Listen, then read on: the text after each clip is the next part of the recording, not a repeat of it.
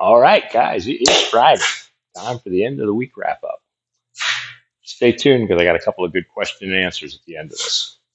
So we worked on the Firebird this week. Try and get this all wrapped up.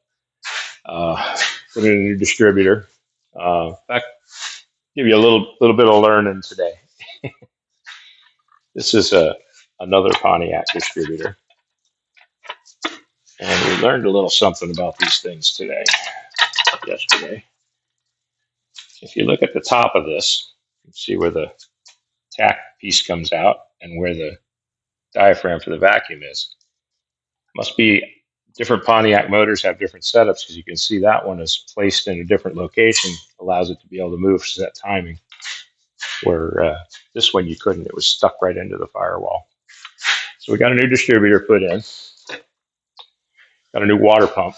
The water pump that was originally on this motor was considerably longer, which put the pulleys out of location.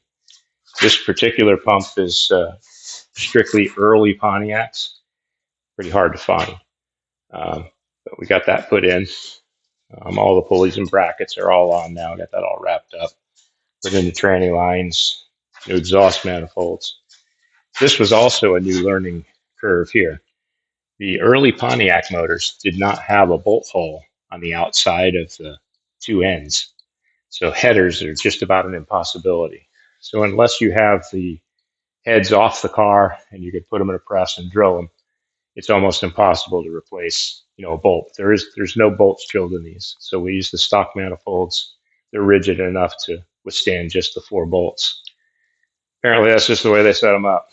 But that worked. We got in all the power steering, hoses and lines, brackets, that's all in. So kind of wrapping up all the little odds and ends on here. And Philip's working on buffing out the fenders and the hood. And we'll get all that sanded and buffed, and we'll get the front end, all the front sheet metal on it. And we did get the tires and wheels in, so we'll get those mounted as well. So making some big headway. Probably by the end of next week, we'll pretty much have this one wrapped up. And that one's pretty much good to go. So the question and answer thing kind of brought up a little bit of interest. I got a couple of really good questions. I'll take a minute and try and explain. John Becker says, how do you get your clear coat to look so good even before it's cut and buff? And can you give us some painting tips? Well, John, part of it's luck. No. 50% of what gets a clear coat to lay out, believe it or not, is the gun. Typically, spray guns, the rather cheap ones, have a large fluid nozzle in them. It could be as much as a 7 or an 8. The really good ones, typically down in the 3 and 4 range. And what that means is how fine it atomizes the mist. Now, keeping that, this is going to be quite an exaggeration, but if you look at the mist or the spray pattern as though it were balls, the droplets. So if you have golf balls that are this size, and as the golf balls lay down, you have a rather large divot where, let's say that's a 7. So let's say you go to a 4 or a 3, and it sprays out atomization that's closer to, say, a P. So now that little spot in between is considerably smaller. Now, that spot is basically the orange peel that's in paint. So the finer atomization that you get from your spray gun, the better it lays down. Also has a lot to do with air pressure, has a lot to do with the consistency of the clear of the material that you're using. Typically has a lot to do with how long you wait between coats as far as it's drying. If you rush it a little bit and don't quite give it enough time to dry, the solids will start to evaporate, start come to the surface, and they will make little like pimples in the paint and so on. So allowing it to dry completely before that next coat goes on is very important. But if you let it dry too much, then that top coat won't bite in too well.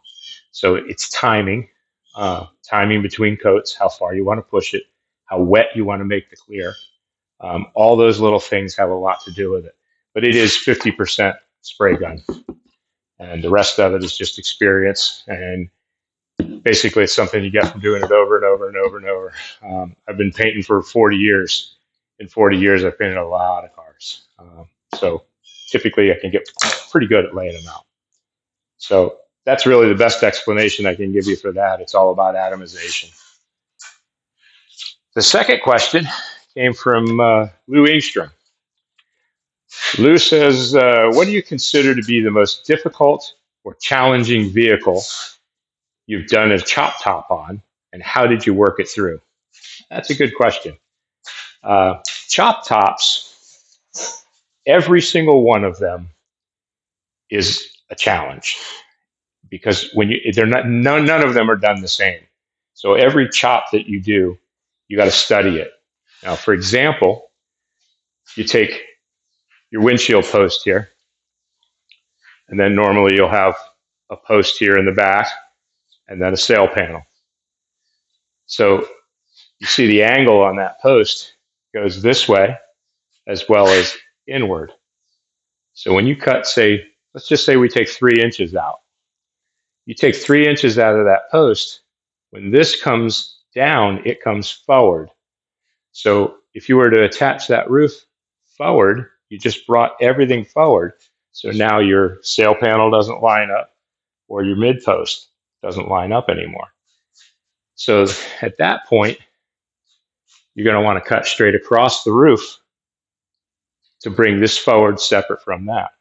Or, in case of Mercury's, a lot of old Mercs, 50 Mercs, they would slant the post. They would tilt the post forward, and then you would just make one cut across the back, and you would take the back panel and you would lay it down so that you're not chopping the window. You would leave the back window in its normal location. You would just kind of lay it down. So it's more about studying each car to decide the challenges in that chop. Every chop is a little bit different. The most difficult ones are vehicles that have a roll this way and this way. Mercury's, Volkswagen Bugs, things like that. A lot of the old school guys used to just cut the perimeter all the way out of the roof skin, take the roof skin off. They'd build that perimeter and then just take a whole nother roof skin, put it on it, lay it down, instead of trying to fill in, cuts all the way across the roof. Makes for a lot of work. So chops are different. They're a lot of studying, a lot of deciding the best way around them. It's kind of an old school thing. There's not many people that do them anymore. I still love doing them, but there's just not a lot of call for it anymore. But it's just about studying the car. There's no easy one. Every one of them requires a whole lot of studying, and you go from there. So, Lou, I hope that answers your question. Appreciate the 2 questions. If you guys like this and you keep sending those questions to us, we'll do this. If we get enough questions, we'll make it a separate video during the week.